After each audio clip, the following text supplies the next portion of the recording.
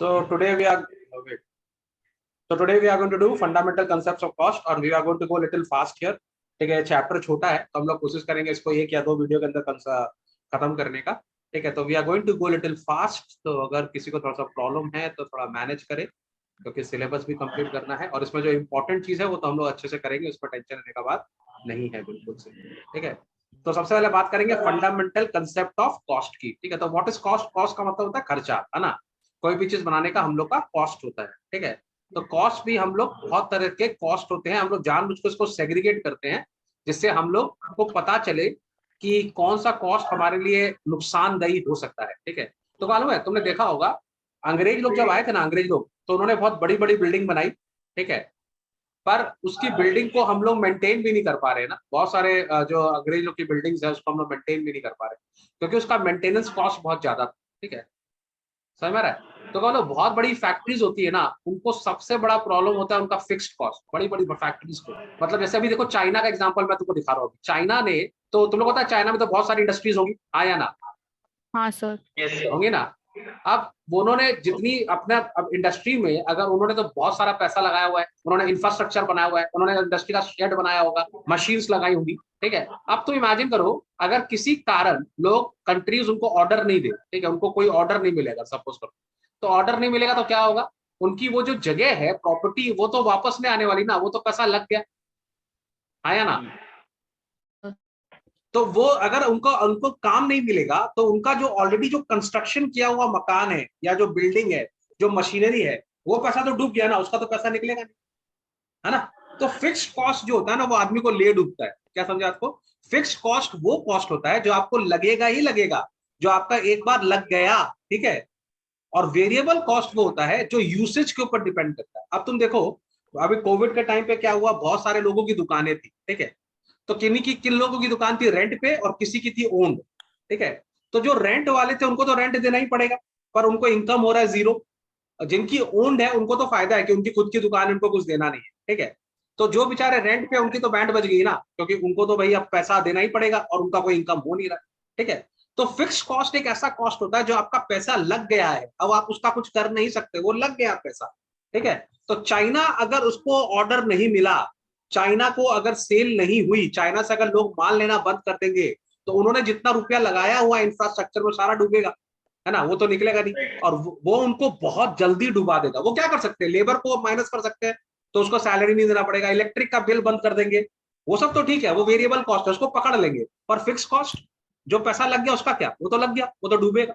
ठीक है, तो हम लोग को पता है कि एक बिजनेस को, तो कल में एक तो कहावत है, a money saved is a money earned. इसका मतलब समझते क्या होता है? Money saved is money earned. माने आप 1 रुपया बचा रहे हैं ना, तो वो भी आपका 1 रुपया इनकम है. फॉर एग्जाम्पल अगर सब लोग 10 रुपया का सामान खरीद रहे हैं और उसको 15 रुपए में बेच रहे हैं, और तुमने वो सामान 9 रुपए में खरीद के 15 रुपए में बेचा, तो कौन जीतेगा? सर हम लोग जीतेंगे. इसका मतलब क्या, तुमने 1 रुपया बचाया वहां पर. तो कॉस्ट बहुत वाइटल होता है, खाली प्रॉफिट ना, हायर प्रॉफिट. एक बहुत इनको लगता है ना कि आप सामान खरीद कर जो बेच रहे हैं ज्यादा दाम में बेचेंगे तो प्रॉफिट होगा. ये रॉन्ग कंसेप्ट है. बहुत जन उल्टा सोचते हैं, अगर हम सस्ता खरीदेंगे और हम उसी दाम में बेचेंगे तो ज्यादा प्रॉफिट होगा. Let me give you an example.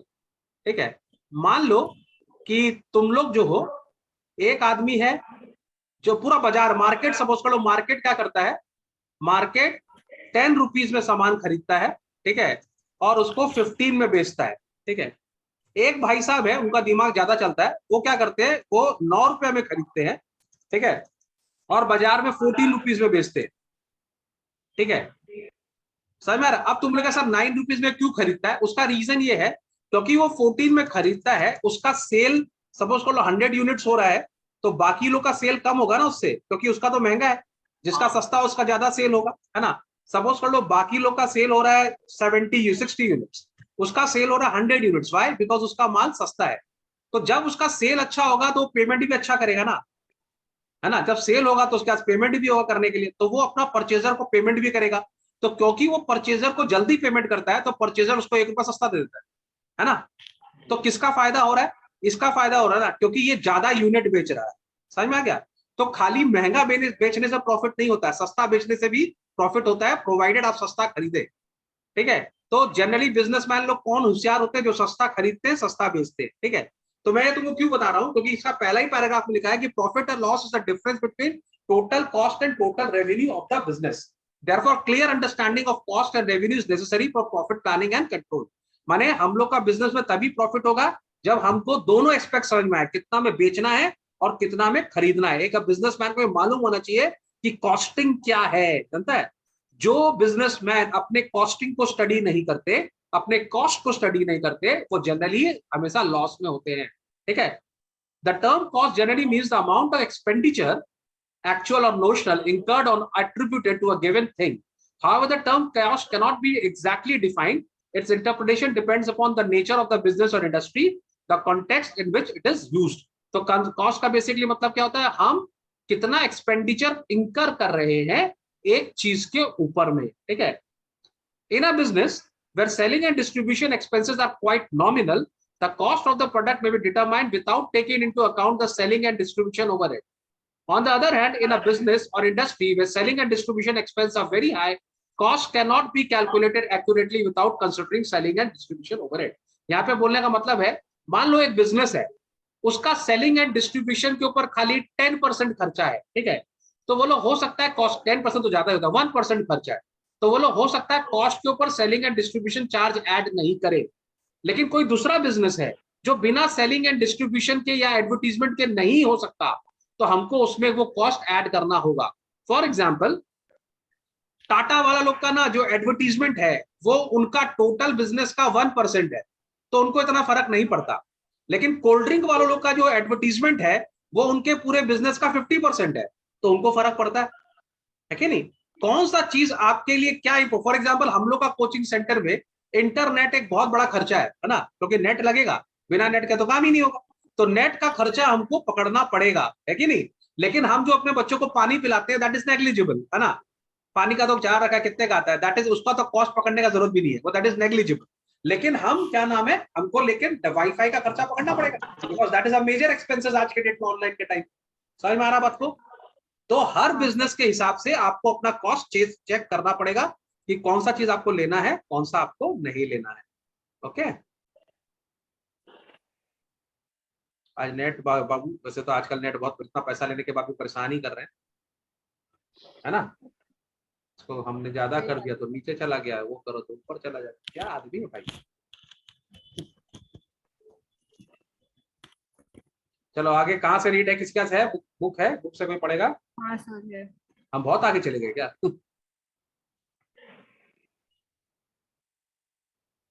हाँ सर, इधर ही है, एलिमेंट्स ऑफ कॉस्ट, इसके ऊपर एक और पैराग्राफ है। ये भी मेरे ऐसा स्लो आदमी हो गया आज। चलो, the context in which the term cost is used is also important. For example, to a producer, cost may mean the cost of producing an article, whereas for the consumer, cost means the price which he pays for the article. ठीक है। अब यहाँ पर थोड़ा cost का जो meaning है वो भी थोड़ा डिफरेंट है ना, अलग अलग लोगों के लिए अलग अलग मीनिंग है, ठीक है। जैसे अगर कोई मैन्युफैक्चरर है, उसके लिए फॉर अ प्रोड्यूसर कॉस्ट का मतलब क्या होता है, cost of producing an article, ठीक है। और जो बायर है उसके लिए कॉस्ट का मतलब क्या होता है, cost for buying that article, ठीक है। The cost to the producer में be factory cost, office cost और कॉस्ट ऑफ सेल्स। नाउ एक अगर मैन्युफैक्चर की बात करें तो उसका 3 मेन स्टेशन है, एक है फैक्ट्री, एक है ऑफिस और एक है सेल्स, ठीक है। तो तीनों जगह उसको खर्चा होता है कि नहीं। फैक्ट्री में भी उसको खर्चा है, ठीक है, फैक्ट्री में भी वेजेस लगती है उसके, ऑफिस में उसकी सैलरी लगती है, ठीक है। और अगर सेल्स का बात करें तो कमीशन लगता है। तो ये सारा चीज उसका अलग अलग डिपार्टमेंट का खर्चा है। तो हम लोगों ने क्या किया, हर खर्चे को अलग अलग डिपार्टमेंट में बांट दिया, ठीक है। लेकिन हमारे मेनली 4 मेजर ब्रॉड एलिमेंट्स है कॉस्ट के, मेन 4 आइटम है कॉस्ट के। एक है मटीरियल, ठीक है। तो हम लोग एक काम करते हैं, हम लोग एक आइटम पकड़ लेते हैं, कोई एक आइटम ले लेते हैं, कोई आइटम सोचो, कोई ले लो। क्या ले ले, पानी, क्या बोला, फान क्या होता है, फैन होता है, पानी बोले सर, फान सुन रहा है मेरे को, फैन। चलो फैन ले लेते हैं, अच्छा आइटम है, फैन को बनाते हैं, ठीक है। तो फैन में हमको मटेरियल भी लगेगा, लेबर, एक्सपेंसेस, ओवरहेड्स, ये 4 चीज को हम लोग फैन में देखते हैं। तो अगर हमको फैन बनाना है तो सबसे पहले हमको चाहिए मटेरियल, है ना। The substance from which a product is made is known as material. It may be in raw or manufacture state. Cotton used in manufacturing clothes, sugar cane in producing sugar, rubber and leather used for producing shoes are example of material. Material can be direct as well as indirect. ठीक है, direct का मतलब क्या हो गया, जो एकदम main है. फॉर एग्जांपल अगर हमको पंखा बनाना है तो उसमें डायरेक्ट मटेरियल क्या होगा बोलो तो? Sir metal. मेटल, हाँ. Sir wire. Wire, okay, wire, very good. उसका कॉइल, है ना, उसका जो कॉइल होता है जिसमें इलेक्ट्रिक सर्किट चलता है वो, स्क्रू, तो फैन का ब्लेड्स होता है वो, है ना, ये सब उसका डायरेक्ट खर्चा है. हाँ, इनडायरेक्ट खर्चा क्या होगा उसका? पेंट. पेंट, ओके, हाँ. जिस बॉक्स में उसको पैक करना है वो सब इनडायरेक्ट में जाएगा. ठीक है, है ना. तो उसके डायरेक्ट खर्चे जिसके बिना वो बनेगा ही नहीं. इनडायरेक्ट खर्चा जो उसको एड ऑन देता है, ठीक है, वो इनडायरेक्ट खर्चे होते हैं उसके. ठीक है. लेबर एक मेजर खर्चा है. Labour means the human effort required for converting material into finished goods. अब धीमन जैसा आदमी इसको फैन बनाना है तो खुद तो बनाएगा नहीं, तो पता ही, और राजा आदमी है. ठीक है, उसको बिना इसी के गर्मी लगता है. ठीक है, तो वो अपना लेबर लोग से काम कराएगा. ठीक है, तो लेबर भी हम लोग के दो हो सकते हैं, डायरेक्ट लेबर और इनडायरेक्ट लेबर. डायरेक्ट लेबर मतलब जो एकदम टेक्नीशियन है वो डायरेक्ट लेबर है ना, जो इंजीनियर है जो उसको सेटल करेगा फैन को बनाने के लिए. और इनडायरेक्ट लेबर जब फैन बन जाएगा तो उसको ट्रांसपोर्ट करेगा, सर पे उठा के इधर से उधर करेगा, वो इनडायरेक्ट है. तो डायरेक्ट लेबर भी होता है, इनडायरेक्ट लेबर भी होता है. एक्सपेंसेस भी दो तरह के हो सकते हैं, डायरेक्ट एक्सपेंस, इनडायरेक्ट एक्सपेंसेस. ठीक है. और ओवरहेड का मतलब होता है जब चीज बन जाती है उसके ऊपर का खर्चा, ओवरहेड. ठीक है. The term overhead includes indirect material, indirect labour, indirect expenses. In other words all indirect cost जो है वो ओवरहेड्स है. ठीक है, ये अच्छा ट्रिक है याद करने का. जितना भी इनडायरेक्ट खर्चे हैं वो सारे ओवरहेड्स में आ जाएंगे. ठीक है. This may be incurred in the factory और ऑफिस और selling and distribution. Thus overheads are of 3 type. तो हम लोग के ओवरहेड भी 3 तरह के हो गए. फैक्ट्री ओवरहेड, ठीक है, उसके बाद ऑफिस एंड एडमिनिस्ट्रेटिव ओवरहेड, और उसके बाद सेलिंग एंड डिस्ट्रीब्यूशन ओवरहेड. जब हम लोग इस ओवरहेड को पढ़ेंगे तो हम लोग को बहुत अच्छे से समझ में आएगा डायरेक्ट और इनडायरेक्ट क्या होता है और ओवरहेड्स क्या होता है. ठीक है, तो सबसे पहले हम बात करते हैं फैक्ट्री के ओवरहेड्स की. ठीक है, फैक्ट्री में हम लोग का इनडायरेक्ट खर्चा कौन कौन सा है. ठीक है, चलो ऊपर इसको, चलो यहाँ पर आ गए. तो इनडायरेक्ट जिसको कौन रीड करेगा? नंदिनी रीड करो. इनडायरेक्ट मटेरियल फॉर्मूला एक्सप्लेन करके एबीसी रीड करो. हाँ sir. Factory overheads. These include indirect material used in the factory such as lubricants, oil, consumable stores, etc. B.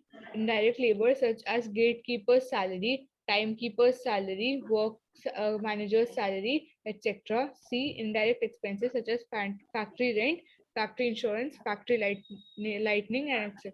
अच्छा, ये तीनों के बिना क्या सामान नहीं बनेगा? सामान बनेगा ना. जैसे अब जैसे लुब्रिकेंट का मतलब क्या होता है? मशीन को और अच्छा एफिशिएंसी देने के लिए. पर मशीन तो चलेगा बिना लुब्रिकेंट के, हाँ जल्दी खराब हो जाएगा. लेकिन हम लुब्रिकेंट लगाएंगे तो उसका लाइफ भी बढ़ेगा और थोड़ा स्पीड भी होगा. तो लेकिन ये इनडायरेक्ट है, इसके बिना काम हो सकता है. ठीक है, ऑप्शनल. कंज्यूमर स्टोर का मतलब हो गया स्क्रू, है ना, जो एक्स्ट्रा स्क्रू होते हैं वो भी हम लोग कोई भी स्क्रू लगा सकते हैं, मैंने अलग अलग टाइप के स्क्रू लग सके, एक जरूरत है तो वो भी इनडायरेक्ट में आ जाता है. फिर गेट कीपर क्या जरूरत है प्रोडक्ट बनाने के लिए? नहीं सर. लेकिन क्यों जरूरत है गेट कीपर का? वरना प्रोडक्ट चोरी हो जाएगा, है ना. जब प्रोडक्ट चोरी हो जाएगा तो फायदा बना के फायदा क्या? तो वो इनडायरेक्ट खर्चा है. ठीक है. टाइम कीपर सैलरी का मतलब क्या हुआ? ये आदमी को रखा जाता है कि सब लेबर लोग ढंग से काम कर रहे हैं कि नहीं कर रहे, है ना, उनके ऊपर चेक रखने के लिए कि जो जितना टाइम आएगा टाइम से आएगा उसको उतना ही पैसा मिलेगा टाइम के हिसाब से. तो अगर ये टाइम कीपर हम नहीं रखेंगे तो बाकी लेबर लोग कैजुअल हो जाएंगे, बदमाशी करेंगे. तो टाइम कीपर प्रोडक्शन में हेल्प नहीं कर रहा है, लेकिन it is helping the worker to work properly. ठीक है. नंदिनी तुम्हारे हाथ में क्या है? हम भी खेलेंगे उससे. कुछ नहीं सर. कुछ तो था सर ये ओपन है. हाँ वही तो बोल रहा है, हमको भी दो, हम भी खेले उससे. उसके बाद क्या है? Works manager salary. Work manager जो होता है इसका काम होता है काम देना लोगों को और बताना नेक्स्ट काम क्या करना है. वो खुद काम नहीं कर रहा है पर लोगों से काम करवा रहा है, तो भी इनडायरेक्ट है. ठीक है. वैसे ही फैक्ट्री रेंट जो है, अगर फैक्ट्री का रेंट नहीं देगा फैक्ट्री नहीं मिलेगी, लेकिन वो हम लोग का प्रोडक्शन में हेल्प नहीं कर रहा है. इंश्योरेंस जो है वो हम लोग को श्योर कर रहा है कि हमारा नुकसान नहीं हो, पर प्रोडक्शन में हेल्प नहीं कर रहा है. फैक्ट्री लाइटनिंग, ऑब्वियसली लाइट चाहिए पर वो प्रोडक्शन में हेल्प नहीं कर रहा है. तो ये सारे इनडायरेक्ट फैक्ट्री कॉस्ट है, समझ में आ रहा बात को, या हम इसको इनडायरेक्ट फैक्ट्री ओवरहेड्स बोल सकते हैं। ऑफिस देख लेते हैं, ऑफिस में क्या है, चलो रीड करो जल्दी से Nandini.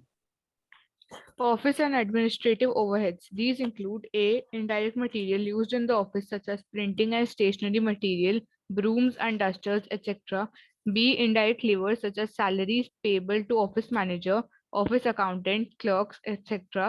C. Indirect office expenses such as rent, insurance, office lighting, etc. एक तरह से देखा है तो ऑफिस में ज्यादा करके जितने भी खर्चे होते हैं वो इनडायरेक्ट होते हैं, क्योंकि उससे प्रोडक्शन नहीं होगा, है ना, ये प्रोडक्शन, ये सेलिंग में हेल्प करते हैं सारे, तो ये इनडायरेक्ट है, ठीक है।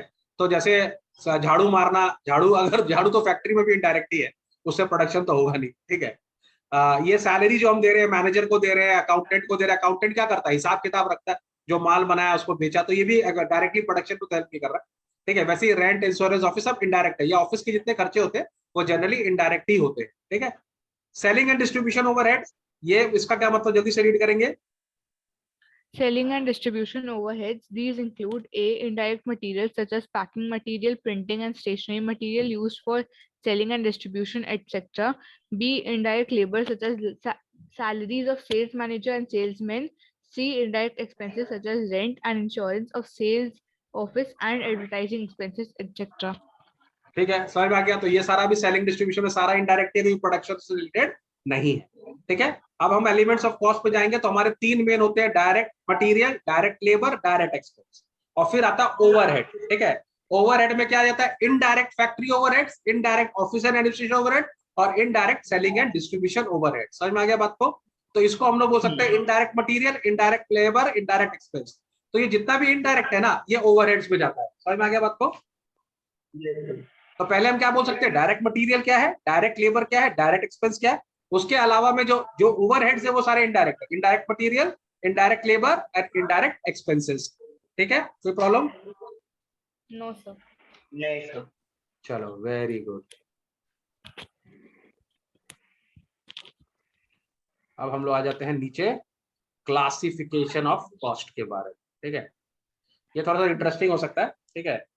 तो सबसे पहले हम लोग पढ़ेंगे classification direct cost and indirect cost, ठीक है, on the basis of nature, और on the basis of behaviour हम बात करेंगे variable, fixed and semi variable cost, ठीक है। एक है डायरेक्ट, इनडायरेक्ट, एक है वेरिएबल कॉस्ट, एक है फिक्स्ड कॉस्ट, एक सेमी वेरिएबल कॉस्ट, ठीक है।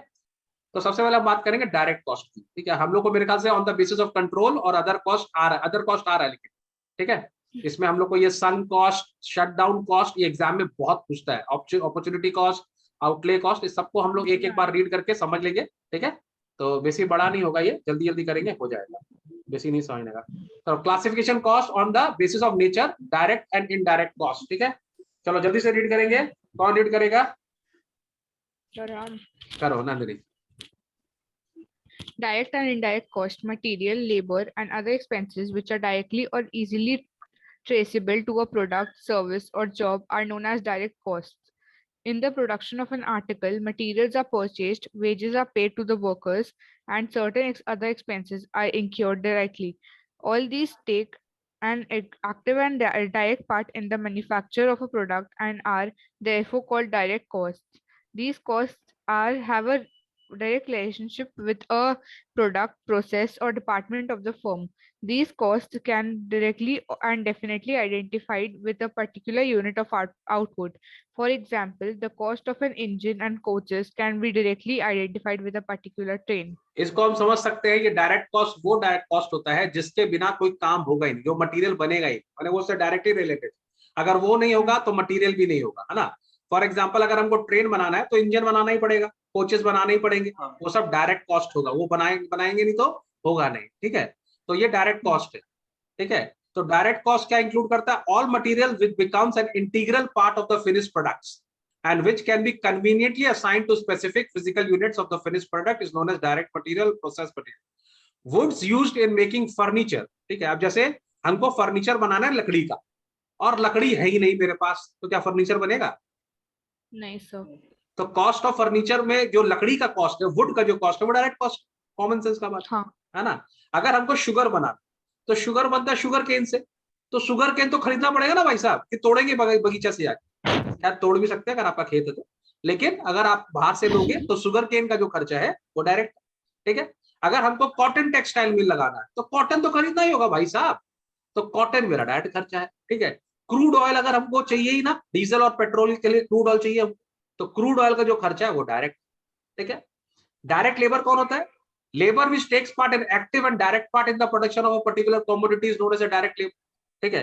Direct labour cost are specifically and conveniently traceable to specific products. इसमें मैं तुमको ऐसा समझा सकता हूँ, फॉर एग्जाम्पल स्कूल में जो टीचर्स हैं वो डायरेक्ट है, क्योंकि उनके बिना तो पढ़ाई नहीं हो सकती, ठीक है। लेकिन जो फीस कलेक्ट कर रहा है वो इनडायरेक्ट है, क्योंकि वो तो नहीं पढ़ा रहा, ठीक है। लेकिन फीस कलेक्ट कर रहा है स्कूल के लिए, तो वो इनडायरेक्ट कॉस्ट है। लेकिन जो टीचर का कॉस्ट है वो डायरेक्ट कॉस्ट, समझ में आ रहा बात को? माने वो हाँ डायरेक्ट सर। लेबर है, वैसे तो लेबर नहीं बोलेंगे, तो समझाने के लिए एग्जांपल दो, ठीक है। वैसे इमोशन में मत भेजना, ठीक है। तो direct labour cost are specifically and conveniently traceable to specific products, ठीक है। थोड़ा आगे रीड करेंगे, तुम्हारे पास तो किताब है, जब तक ऊपर जा रहे हैं रीड करना चालू करो। Direct labour, Direct labor, or labor which takes an active part and direct part in the production of a particular commodity is known as direct labor. Direct labor costs अरे इतना तो मैंने पढ़ लिया था specifically बहन जी, यहाँ से पढ़ना था इस वाले लाइन से। Direct labor, also known as productive or operating labor. हाँ Wages paid to the carpenters in a furniture workshop are direct labor. हाँ, तो जो हमारा जो कारपेंटर है, कारपेंटर है फर्नीचर की दुकान में, वो डायरेक्ट लेबर है, क्योंकि बिना कारपेंटर के तो बनेगा ही नहीं फर्नीचर, है कि नहीं। हाँ। आजकल तुम देखिए ना, अगर तुमको अपने घर में पेंटिंग कराना, तो ना आजकल वो लोग भी बहुत हीरो हो गए। वो लोग बोलता है सर हम एक तो लाएंगे मेन माने मिस्त्री को, और एक लाएंगे हेल्पर। देखता है किस तरह से वो लोग पैसा लूटता है। 2-3 आदमी हाँ आता है सर। घर में, आजकल तो 3 लेकर आता है वो लोग। हर एक एक होता है, वो एक अपने आप को पता नहीं क्या समझ रहा है, चार्टर्ड अकाउंटेंट ही है वो तो भाई साहब, ठीक है। वो सोच रहा है हम मेन मिस्त्री है, उसके संग होता है एक हेल्पर, और उसके संग होती है एक लेडी। लेडी का काम होता है झाड़ू मारना, जो नीचे गिंदा गिरेगा वो लेडी साफ करेगी, उसका पैसा अलग लेता है। तो जो मेन आदमी है वो बोलता है साहब देखिए मेरा तो 1200 रुपया दिन का खर्चा है, ठीक है, हम आपके घर में पेंट करेंगे, हम मेन मिस्त्री हैं, 1200 रुपया। मेरा एक हेल्पर आएगा जो पकड़ेगा डब्बा अब्बा, सीढ़ी वीढ़ी पकड़ेगा, हमको ऊपर जो है नीचे करेगा, हमको पकड़ेगा, हेल्प करेगा, उसका हम लेंगे 600 रुपया, वो हेल्पर है। और एक तो लेडी आएगी जो झाड़ू वाड़ू मारेगी, वो लेगी 300 रुपया। तो आपको पड़ेगा एक दिन का 1200, 600 और 300 कितना हो गया, 1800-2100 रुपया पर डे का लेबर चार्जेस। सोचिए, बाद में वो ना तो मिस्त्री को देगा ना उस लेडी को देगा, सबको 100 रुपया पकड़ाएगा, खुद सारा रुपया रख लेगा, वो अलग बात। लेकिन यहाँ पर जो मेन मिस्त्री है उसका है डायरेक्ट खर्चा, ठीक है। और जो हेल्पर है और वो है ओवरहेड्स, वो इनडायरेक्ट खर्चा। समझ में आ रहा बात सबके? हाँ सर। चलो डायरेक्ट एक्सपेंस रीड करो। Direct expenses. These are expenses which can directly, conveniently, and wholly allocated to a specific cost centers or cost units. Rent paid for hire of a special machine required for a particular contract, cost of defective work incurred in connection with a particular job, fees paid to the architect of a building, etc. are examples of direct expenses. These are also known as chargeable expenses. For example अगर हमको एक building बनाना है, ठीक है, और हम building तो बिना आर्किटेक्ट के बना नहीं सकते, है ना, उसको तो फीस देना ही पड़ेगा। तो वो जो खर्चा है वो मेरा डायरेक्ट एक्सपेंस है, क्योंकि उसके बिना वो काम नहीं हो सकता। कोई भी प्लान है, आउटले है, कुछ भी करना है हमको, तो हमको उसका चार्जेस देना ही पड़ेगा, तो वो मेरा डायरेक्ट एक्सपेंसेस में आएगा, और उसके बिना तो मेरा काम ही नहीं होगा। तो जो चीज के बिना मेरा काम नहीं होता है वो मेरा डायरेक्ट एक्सपेंस है, डायरेक्ट लेबर है, डायरेक्ट मटीरियल, और हम ये डायरेक्ट खर्चे के संग जोड़ सकते हैं, ठीक है। इसके अगेंस्ट में जो खर्चे होते हैं वो इनडायरेक्ट होते हैं, जैसे कि अरे यार ये आज हमको बहुत परेशान कर रहा है लग रहा है भाई साहब। चला इनडायरेक्ट पढ़ेंगे अभी। अभी ऊपर चल, क्या पागल हो गया अभी। चलो इनडायरेक्ट कॉस्ट रीड करो जल्दी जल्दी Nandini. Sir. Indirect costs refer to the expenses incurred on those items which are not directly chargeable to production. Salaries of timekeeper, storekeeper, foreman are examples of indirect costs. In the running of a particular train, cost of railway station and railway staff are indirect costs. Indirect cost is incurred for the concern as a whole rather than for a particular product. ये बहुत important है। इन running a particular train, एक train अगर चलाना है तो railway station का जो कॉस्ट है और स्टाफ का, रेलवे स्टाफ का जो कॉस्ट है वो इनडायरेक्ट कॉस्ट है ना, क्योंकि उससे तो रेल नहीं बन रही ना। रेलवे स्टेशन जो है वो तो ट्रेन को रोकने के लिए है, स्टाफ जो है वो उसका मूवमेंट को कर रहा है, तो वो इनडायरेक्ट कॉस्ट है, ठीक है। चलो इनडायरेक्ट मटीरियल, फोरमैन कौन हुआ? फोरमैन हुआ जो कि क्या उसमें वो डालता है ना, he is a labour in a train, जो कोयला वोयला भरता है, ये सब करता है, जो उसको ट्रेन चलने का, जो ट्रेन को हाँ। मूवमेंट का काम ठीक है. Hmm. Indirect costs include indirect material, all material which is used for ancillary purposes and which cannot